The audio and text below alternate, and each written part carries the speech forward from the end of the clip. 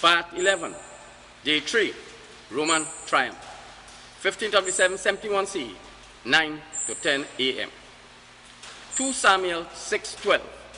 So David went and brought up the Ark of God from the house of Obed-edom into the city of David with rejoicing. Deuteronomy 10:5. Then I turned and came down from the mountain, and I placed the tablets in the ark that I had made. And there they have been, as Jehovah commanded me. Titus brought the covenants into the courthouse. Jeremiah 36:12. He went down to the king's house in the chamber of the scribe, and there they were, all the princes sitting there. Simon was taken into the courthouse. Jeremiah 36:10.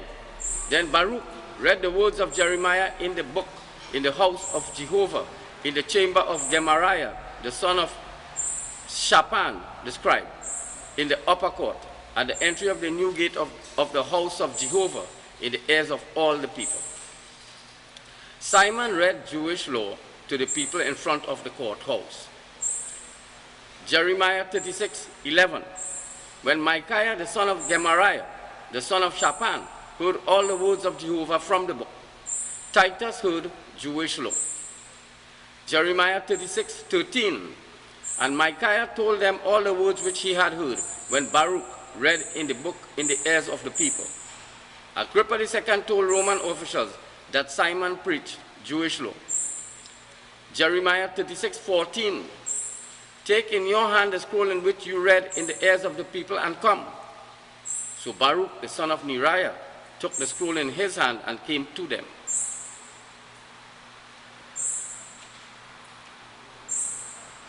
Simon took Jewish law to Vespasian. Jeremiah 36:15. And they said to him, sit down now and read it in our ears. So Baruch read it in their ears. Simon read Jewish law to Titus and Agrippa II. Jeremiah 36:16. And when they heard all the words, they turned in fear one to another and said to Baruch, indeed, we must report all these words to the king. A report to Vespasian. Jeremiah 36:17. And they asked Baruch, saying, tell us, please, how did you write all these words? Was it from his mouth? Simon wrote and preached Jewish law. It was Jewish law from Jewish scriptures. Courthouse, Jesus' trial. 15th of December, 71 CE, 9 to 10 a.m. The following verses are statements written by Simon on his scroll. Jeremiah 25:13. And I will bring upon that land all my words which I have spoken against it. Everything written in this book which Jeremiah prophesied against all the nations. Simon brought Jewish law to Rome. Jeremiah 36:29. And concerning Jehoiakim, the king of Judah, you shall say, thus says Jehovah, you have burned this scroll, saying, why have you written in it? The king of Babylon will certainly come and destroy this land and will cause man and beast to cease from it. Simon burnt Jewish God's law and prophesied that he will destroy Rome. Jeremiah 26:9. Why have you prophesied in the name of Jehovah, saying this house will be like Shiloh, and this city will be desolation, without inhabitant? And all the people were gathered against Jeremiah in the house of Jehovah. Simon prophesied the destruction of Rome and the Roman people. Jeremiah 32:3. For Zedekiah the king of Judah had shut him up, saying, why do you prophesy, saying, thus says Jehovah, I am about to give this city into the hand of the king of Babylon, and he will capture it. Simon prophesied that Vespasian will give to him the city of Rome. Jeremiah 9:11. And I will make Jerusalem a heap of ruins, a habitation of jackals, and I will make the cities of Judah a desolation without inhabitant. The first copy of the Old Testament was burnt by Simon. Simon prophesied that he will destroy Rome. John 12:23.